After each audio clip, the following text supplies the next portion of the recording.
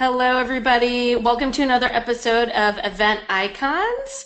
And I'm going to go ahead and throw this intro in there. So here we go. It's Wednesday at 5 p.m. Eastern, so you know what that means. It's time for another episode of Event Icons, presented by Endless Entertainment, the show where you get to ask the icons of the events industry anything. So you might be wondering, how do you get to ask questions? All you have to do is use the question panel on the right of GoToWebinar to submit your questions. Or you can hop on Twitter to submit your questions with the hashtag EventIcons. We'll be answering your questions live during the entire show. Before we get started, the more people we have watching, the better conversation we can have. So please help share hashtag EventIcons on Twitter and Facebook. Just tell your friends to watch at www.event-icons.com. Now, without any further delay, this is hashtag Event Icons with your hosts, Will Curran of Endless Entertainment and Laura Lopez of Social Tables. Hello, everybody. Welcome to another episode of Event Icons, where we bring in the icons of the industry into our weekly podcast, and you can ask them anything. So very excited for today's show. The theme for today is virtual reality. I know that all of you event profs have been wondering a little bit about how you can incorporate VR into your events. What does it all entail? What are some success stories and failures and things to avoid? So we've got the experts here for today's show. So going to do a round of intros. So we have Stephen Kae from Notion Theory. And tell us a little bit about yourself. How did you get into VR? Absolutely. Hey guys, Stephen Kae, VP Marketing at Notion Theory, where we create custom VR AR content, full service studio in DC, born and raised. But yeah, actually, we started off offering a few different products in like the web mobile route, very typical agency-esque. But we just really found VR and AR to be very interesting, and rather being late to catch up in the market, we decided to jump in and be on pioneers and forefront with software as well as hardware. Awesome. And also on today's show is Adam Amaral and Glenn Snyder, both from Master of Shapes. So Adam, we'll start with you. What's your role at Master of Shapes? And maybe tell us one sentence or two sentences or less. What does Master of Shapes do? Awesome. Yeah. I'm Adam Amaral. I'm like a founder, creative technologist, and Master of Shapes. And yeah, we are an interactive design house and experiential design, and we kind of make a little bit of everything, but lately we've been really focused on the VR AR front. But it's just an awesome immersive tool, so we kind of just specialize in making cool experiences in any way. So yeah, that's what we do. Awesome. Glenn, what about you? Well, you covered what Master Shapes does. My name is Glenn Snyder. I'm the other technical creator. I don't even know what we call it anymore. Creative technologist. I'm Adam's partner when we do a lot of this stuff. But yeah, like you said, we'd like to do interactive installation. We do a lot of design work and a lot of haptic development and stuff like that. Awesome. So something that's interesting about today's show is that you all actually don't come from the events industry, but it's interesting that VR is being adapted for the events industry. So maybe tell us a little bit about your first couple of forays into the events industry. Maybe what was the first event that you did where you brought VR to a particular event? And yeah, Glenn, tell us.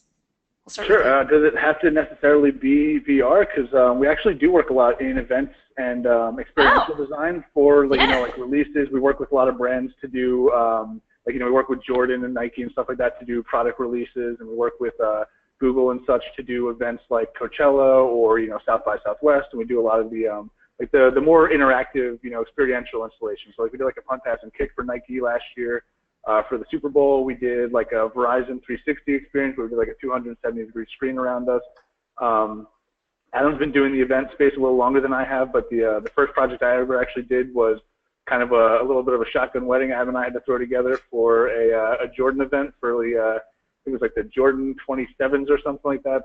Basically, we had like a 2-day notice to put together an entire dunk contest with all the visuals up on screens and all of the calling all of the cuts in the background with all the camera feeds in and putting up on the Jumbotron and stuff. So my first foray into events was It was a rough one. It was definitely it was intense, but it was also kind of addicting. You know what I mean? Because the amount of stuff we had to learn in the course of 4 days to put on this entire event was kind of mind blowing. So that kind of set off the addiction. That's where Adam and I started working together again after that. Yeah.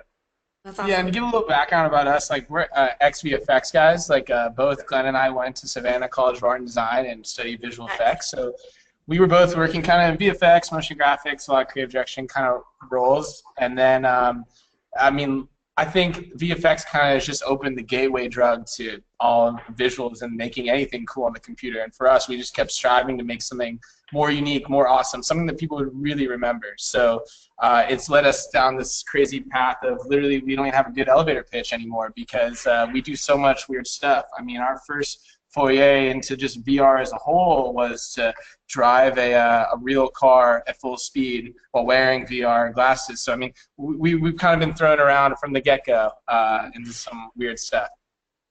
Yeah, Stephen, tell us about some of the events that you've done around DC, and I know that you've been very present at a couple of conferences. So tell us a little bit about that. We've been trying a ton. I can't remember like the very first event we did involving VR, but I think the one that really sticks out to me was actually a charity fundraiser. We partnered with our friends at Swell Fundraising, and we got our goal was to try to hit certain donation marks. And during the event, we had the donations up in real time. And one of the huge sales of like, actually bringing people to this event, this charity event, was actually the real-time donations as well as the VR. I mean, if you have VR at any event, conferences, or showcases, it's always going to bring. It's still very novel and unique at this point. It's only like year 2 in the market. But yeah, no, we definitely, like, there's a ton of studies with, you have all these fundraising events, and you can look at prior years, and then the next year when they actually bring VR, you can see there's actually correlation with actual attendees as well as donations. So I can't really speak to the prior fundraiser they did last year, but this year they definitely hit their mark in terms of raising the amount of money they want to. That's awesome. So, for today's theme, again, it's virtual reality, and like I mentioned earlier, it's something that a lot of event professionals are interested and curious about.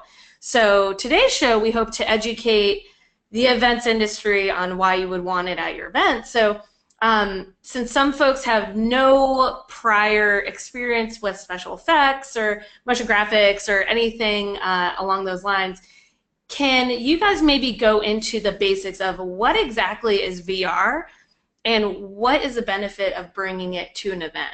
And Adam, we'll start with you, or anybody who wants to jump in. Yeah, for sure. Yeah, well, what is VR? Well, we'd like to clump it, I guess, into like a couple categories, if you will. There's like your 360 VR, which is kind of more your live action 360 video. This could be used, you know, people, maybe their first time trying VR, a lot of people may get exposed to this. And it's a little easier to deliver to clients because it's just setting up a camera rig and, you know, shooting some 360 content and YouTube and stuff like that, support the distribution, make it kind of an easy way. There's also more like, I guess, interactive VR, what we like to call it, which is using a game engine to create your virtual reality experiences. And for us, at least, that's what we normally tend to do at events because we kind of like to try to really attract attention.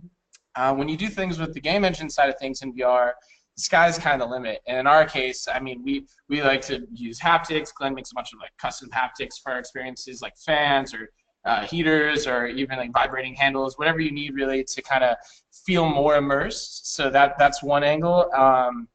But yeah, that's kind of more the interactive and 360 are kind of the main two categories I think we normally discuss. Yeah, so we're actually on the same page. We do mess around with hardware, as I mentioned, as well as software. One thing that we demoed not too long ago was at MIT's tech conference. They have every year. And basically, we created an Iron Man glove replica. So it's actually a haptic glove where you put your hand in, you actually can touch and feel in virtual reality. And we paired that with actual Iron Man themed game. So you could, you know, charge. You could grab objects. Also, you could squeeze to charge and let go to like release these laser beams and to act like these drones. So that was a really cool use case of something that's up and coming. You'll have more interactive experiences. It's getting more realistic every day in terms of content, as well as like the hardware that goes along with it. That's awesome. And how was all of that received? Were people just like their minds were like blown away, or were people kind of like iffy about trying it out, or were you guys like totally bum rushed? Did you have a line out the door to try it out? Oh, yeah, absolutely. Christian, yeah, our CEO Christian, he was only supposed to demo for about like a maybe 1 hour or 2 hour window, and he was supposed to be in other occasions, speak, but the man was ridiculous. He ended up actually demoing the entire day at the conference. Wow. You can't really beat an Iron Man end. No, you really can't. Yeah. No, I mean, but I was just going to kind of say the same thing. You know, we found that, you know, VR, it's like it's like basically any other kind of installation at that point, right? Where it really is your content and the creativity that you brought into the installation. So we've had some events where, you know, we've worked with clients where the material might not have been too exciting, and, you know, we end up having lines, but then people are, you know, we get this kind of headset where they put on the headset and they just kind of look forward and they don't really realize they have this entire world to explore.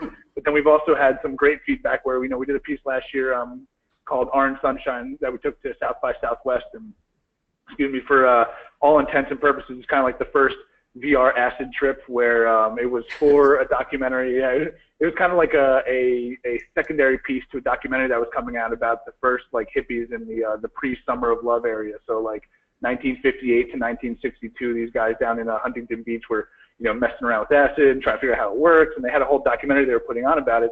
And they asked, you know, is there any way to kind of bring that experience to the viewers that are waiting in line, or get people hyped to come to the actual theater to see this piece in a way that takes it beyond just showing 2D content? We said, of course, let's throw them in VR. Let's add a whole bunch of haptics. We brought in heat lamps to simulate fires, and we brought in fans to make it go from inside a modern house to outside inside a Joshua tree. We actually brought low-frequency sound through the sub-pack to, you know, rumble the internals in your lower intestines to kind of make you feel, you know, a little bit of the anxiety of actually trying some psychedelics. And, you know, those experiences we find we have lines out the door. You know, we're standing right next to us where, you know, a whole booth full of chairs wide open to, you know, be able to view content inside the gear that is that 3D content. But we only had one seat, so we had like, you know, 50 people out the door. And it was kind of the same idea where people just see it and they're like, I don't know what that is, but I need to be a part of it, you know. And it's great because, you know, once they're in it, then it, you know, it's kind of your content from there on out. So we've had you know, very, very mixed when it comes to it. It really is whatever the final execution is. You know, that's definitely been, VR hasn't been exactly a silver bullet just yet. Yeah, and it seems like a lot of folks are trying to figure out new ways to make their event a little bit more memorable. You know, people are kind of like riffing on using scent technology to kind of, you know, bring about feelings and, you know, memories. And so this is, that's really interesting that you bring sort of like the sense of touch to it. You know, heat and the like wind blowing. And I think that's something that we have not really seen in the events world. So I'll be interested to see how that kind of manifests itself for sure.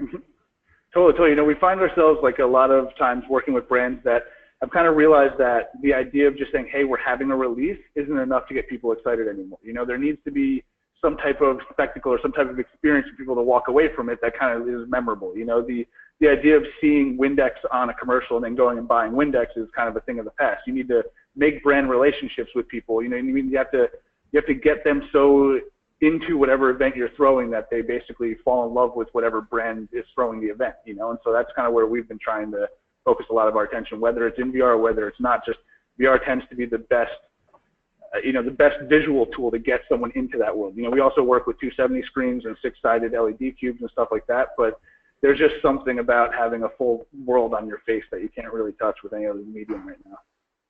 Yeah. And so you bring up a good point there about brand activations and marketing, because, you know, events are definitely one of those tools in a marketer's toolbox to get their audience and their fans excited. So have you all seen, and maybe not even an event that you all ran, but just ones that you've participated in or heard about, events that really leverage VR in an impactful way? And maybe tell us a little bit about the event. How did they really crush it in bringing VR into the event? Stephen, we'll start with you this time. Yeah, sure. So yeah, I think that if every event should have some of VR, like literally the line will go out the door. Most recently, we were at Tech Day in New York, which has like tens of thousands of people like every year. tent at Pier 94 or Pier 92, I should say. But yeah, no, we had this whole interactive VR experience, and when you have that line to roll up, like when Glenn mentioned with his interactive like hyper rally experience, when you have that line going at the door, that's a perfect place to actually sell people on what you guys do. And what products you offer. So like even if you're not a high tech company, if you have a product or a specific service, like you should use VR for any engagement because you will have the line go out the door. I think the prior year at Tech Day we did not see as much attention. Even companies like it's really like industry agnostic of how you can do like VR. So now we've been offering a lot of new companies who have never even thought of working with VR to promote their products, and yeah, they've seen a huge return on their engagement. I think this year at Tech Day we've had like maybe 200 plus like email like signups versus prior we had nothing specific, just like a banner and like a few guys just telling the Notion Theory pitch. That's awesome. Adam, have you seen any examples of really cool events that leverage VR? I mean, it sucks because I don't want to talk about ourselves more, but the reality is we always do. No, keep talking about yourselves. We love it. That's what we're here today. At events, we tend to be working them, unfortunately, but or fortunately, whichever. But yeah, no, actually, something that I'd like to bring up, this project we just did actually.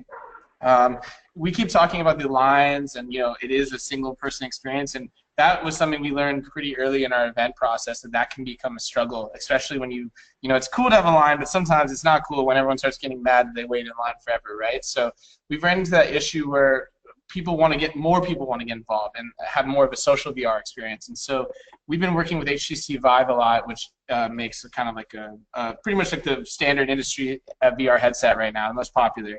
And they just came out with these things called the HTC Vive trackers, which are essentially just little tracker modules. I think I have one around me at the moment, but maybe I don't. So there you go.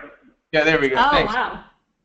Yeah, and so what we did is we recognized a problem, right? We always had one person having the time of their life in VR, and everyone around him watching and being like, well, what about me, man? I want to have as fun as this guy. I don't want to wait in line. So the way we addressed it, we were like, well, everyone does have a cell phone, right? And the tracker module that Glenn just showed up there, if you attach that to a cell phone, then you would know exactly where it is. You could track it anywhere. So it almost makes your cell phone kind of a viewport into the VR world. So we made what we've coined, I guess, mobile room scale experiences, which are having a VR player in real VR, fully immersed, blasting away. We made a game called Cover Me, where he's in VR, and then everyone, up to 3 to 5 people in the same space, can use their mobile device attached to a Bluetooth gun, just off the shelf. We wanted to make it kind of cool. And they can essentially cover the VR player in a battle where they're seeing everything he's seeing. They can see the VR player, he can see them, but they're not fully in VRs. They just have this viewport, so they can still run around freely, and they're not worried about bumping into anybody. And brought in a lot more people to get involved, made the lines move at least way faster. We still had a pretty serious line. We did this at CS and MWC this year. And but it was still cool to see people enjoying, and multiple people enjoying, getting more people involved, making more of a social element. And what's cool too is now we did that for CES and for HTC specifically to be able to kind of show off the VR side of it. But now we're taking that from what we did at CES to bring it to our clients to be able to take that as like a social, whether it's creating a takeaway or whether it's recording the view of your friends in an MR scenario.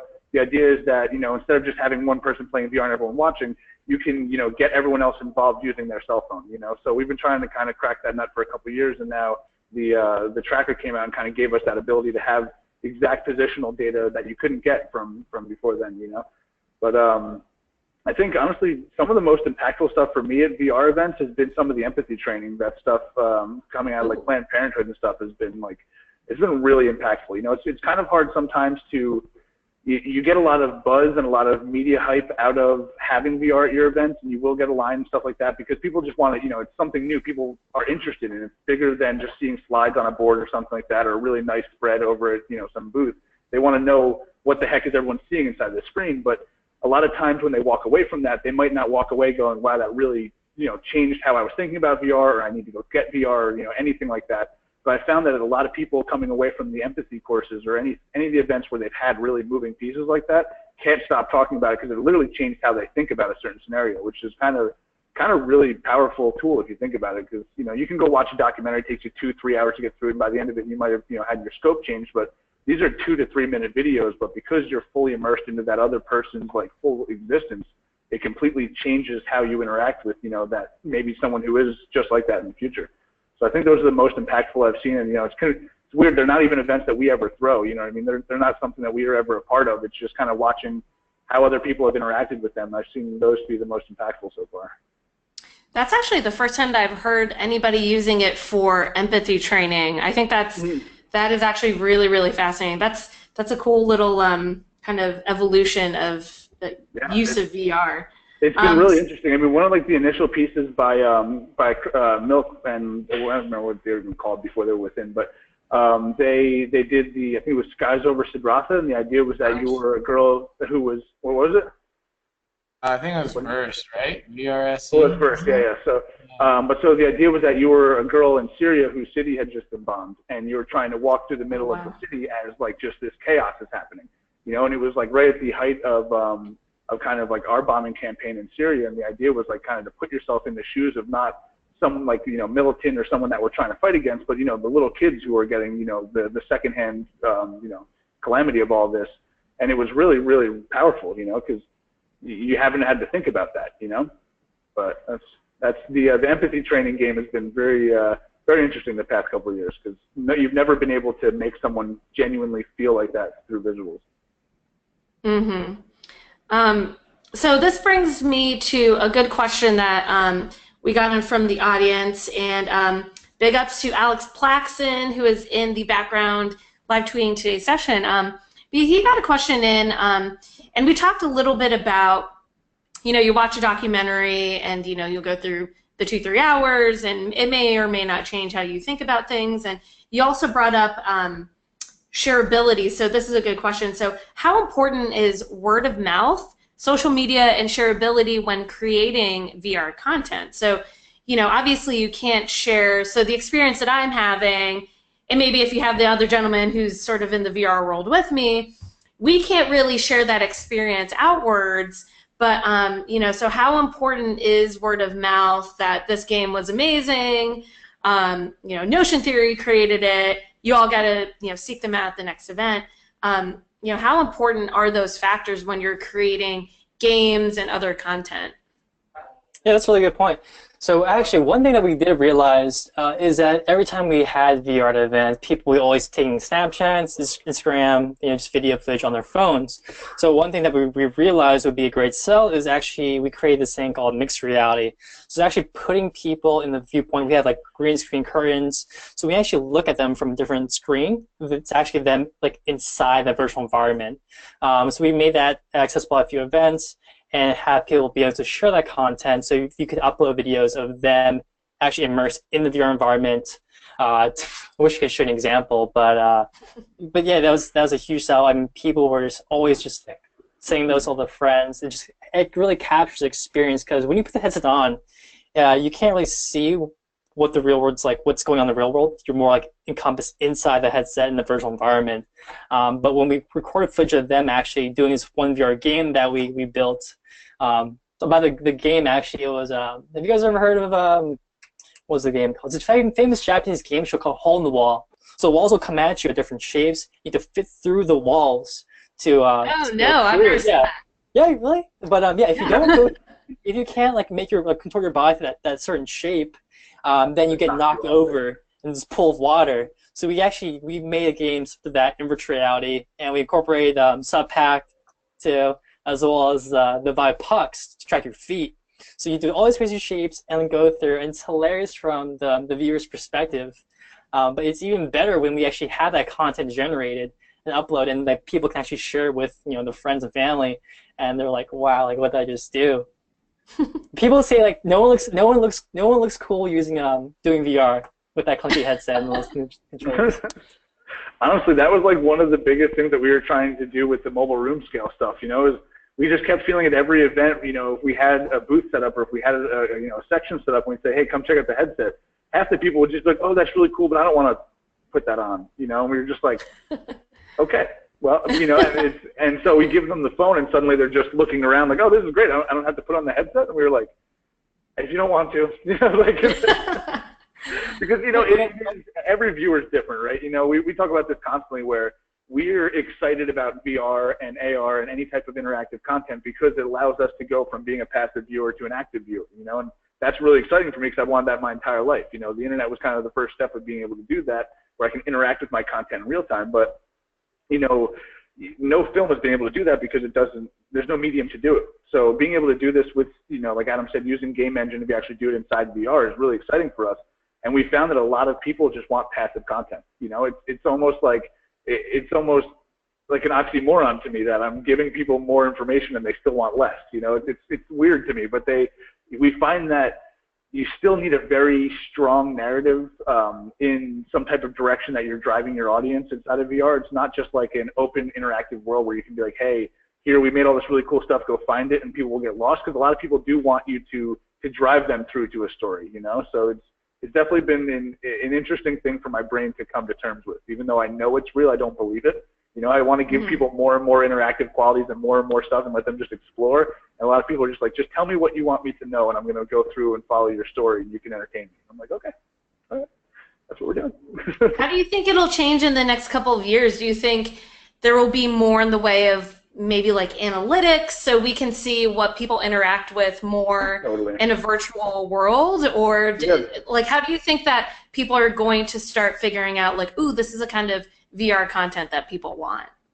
Definitely as things have been maturing over the past, even 6 months to the past year, because we've been doing this maybe 3 or 4 years now, however long the DK1 has been on the market. We were playing around the forums before that, but it wasn't really till the DK1s were released out that we were actually getting to play with VR. But in the beginning it was everyone just kind of throwing stuff at the wall, trying to figure out what this tool was for. Now it's finally getting to the point where more mature companies are starting to pick up on it and realizing that the tools that they need for 2D and social content are the exact same tools they need in VR. What analytics are there? What are people interacting with? What's your bounce through? All these same numbers that we would use on a website or social content we need for VR. And it's definitely helping us streamline a lot of things. We do a lot of gaze detection and analytics on what people are like, heat mapping on and stuff like that to figure out how to direct people afterwards, and we try to use our sound design to try to like direct our users without actually using visual cues and stuff like that. So it's definitely starting to mature into something that you can almost design to know what your output's going to be, but still a little bit of a Wild West because there's not a ton of use cases yet. Yeah. Yeah. Also, like in terms of the analytics, I've a lot of colleagues who are actually working with biofeedback, actually tracking people. So like they put someone in like a very high stress simulation where if you're on top of like a high skyscraper or you're covered with spiders, you have biofeedback trackings to measure your heart rate, your sweat, and your breathing. So that's something that's that will be increasingly more popular in the VR space. So social, you have basic spaces, which is like an amazing experience. Not like super high fidelity, but again, content is improving every day. Right. Cool. So since our audience here for Event Icons is mostly event planners, and this is, like you said, Glenn, the wild, wild west still, what are some precautions that a planner should really kind of take into consideration if they want to bring VR into their event? And if so, what are some of those considerations that they need to be mindful of?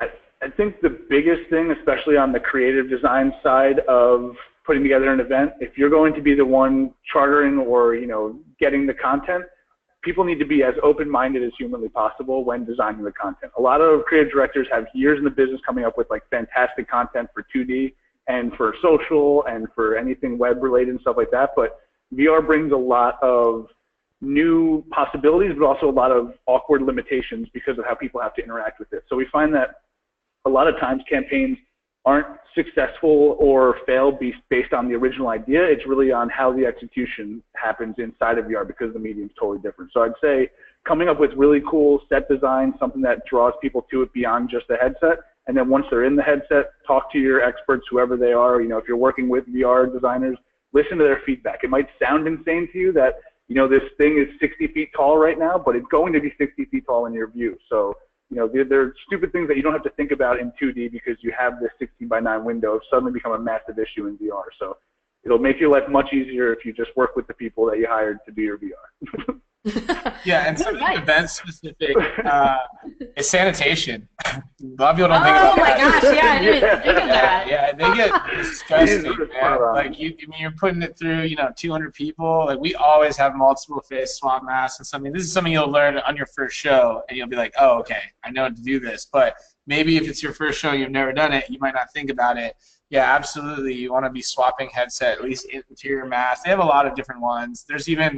I've even seen some people marketing some products that like masks you can wear. Like each person gets their own, so it's kind of like fully sanitized. But that's one thing to look at for sure. You put a lot of people's faces on device. Like it can get a little gross. So. Yeah, I agree with all those actually. This whole space. I mean, you're walking around with this headset tethered to a wire. You have to make sure that the person in the headset's aware that they have certain limitations. I mean. Now you have the new headset coming out with the HTC Vive, which is also our go-to, the untethered headset. But you're tied to a cord, so you have a ton of people always bumping into things, especially if you feel limited space at an event. Yeah. Wow. Okay. Good advice. All right. So we're actually nearing the end of today's show. So we like to close up with some of the same questions that we end every show on. So again, today's audience is mostly event planners. So I guess what would you all, if you could only pick one, what is your one tip you have for event planners? And maybe we've talked a little bit about sanitation and all that, but do you have any tips for event planners? And what is that one tip?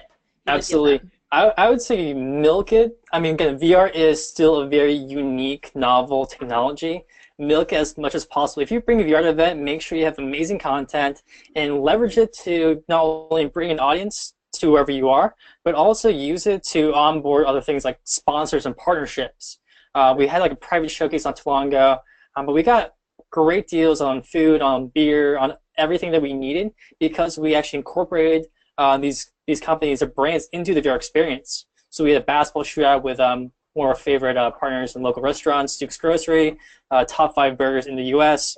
We got a huge them because they were the first restaurant that I am of that was actually in a VR experience. Oh, that's awesome.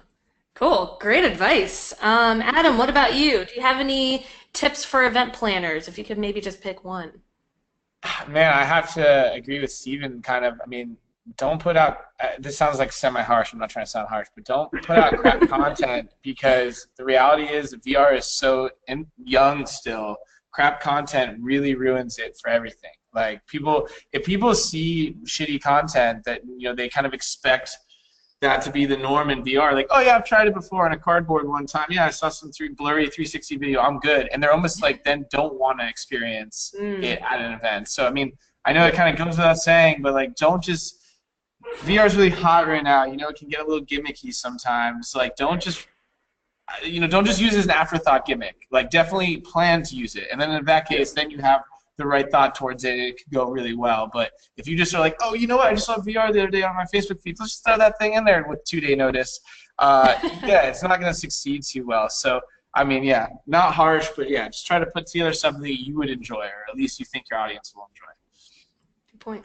I think my biggest thing would be to design the space that you're going to have the VR installation in to mold with your VR world as much as you can. Adam actually had a kind of a good idea recently that not recently, but a year ago that we used for almost all our events, which is trying to turn the space that our VR person will be in into a transitional space. It's almost like either the first room that you're going to be in or the same design as the overall world you'll be in, just so that when people are starting to get ready for it, the one-to-one feeling isn't we're at a Nike event where it's all white walls and then I put on my headset and I'm in some grungy medieval world. I mean, that juxtaposition is going to make the immersion way harder for them to kind of feel, So designing where you're going to put the VR headset to kind of pull in the immersion as much as you can, whether it's feeling the same or looking the same, whatever, will really make it kind of sell that immersion a lot more. So that'd be my only real tip that these two gentlemen haven't already knocked out of the park. All right. And our last question, which we always love to end on, is do you all have any new cool resources that you want to share, be it websites, blogs, books, gadgets, we had somebody share their favorite scuba mask. So anything that you all are digging these days. Yeah, I'd say for anyone who's like VR, I would say like one great book that like all like VR aficionados love and like get started in is Ready Player One. That's a great book. It'll really get you like kind of sucked in space. And then one of my favorite websites always has great news on VR, Futurism. It's a huge, like, wide spectrum of new technologies, but it's all awesome stuff they put out. Awesome. Yeah, for me, what's just cool in general? Yeah. Definitely start looking towards AI. I just think it's a really powerful tool. We're kind of definitely shifting a lot of focus, or at least using it as a tool in our day-to-day, which a lot of design houses and event companies and stuff might not think about maybe this early in the game, but I would definitely start thinking about it because it's coming regardless, and it's a valuable tool. So it's a long, drawn-out conversation we can go into, but yeah, just start peppering in your thoughts on AI and where it can help you, even on some primitive levels like Google Assistant, something like that, or more advanced level neural net custom stuff. So Cool. Glenn. Yeah, I'm a very big advocate of honing your Reddit feed to precise things, maybe even having multiple accounts. So one is your business account, one is your Hangout account. I've got like maybe 400 subreddits I follow that all give me like constant contact to everything I need. So it's I'm definitely a pretty big advocate of that one, and obviously the Google side of the world is your friend. If you don't know a question, don't go prodding around at random stuff. Just ask Google. It's right there. I'm sure that is an often used resource for all of us. I would hope so. You'd be amazed to see how many people just do not. Yeah, or Wikipedia. I'm also a big fan of Wikipedia. So for sure. Stuff. Awesome. Well, that's it. It is the top of the hour. Thank you all for joining us on today's episode. Hope you all learned a ton. I know I did. I may be running out to get my first VR headset after work today. Stay tuned. But thank you all for joining us, and catch us next week at 5 p.m. Eastern Time, where we'll host another round of Event Icons, and we'll see you next time. Thanks. Hey guys.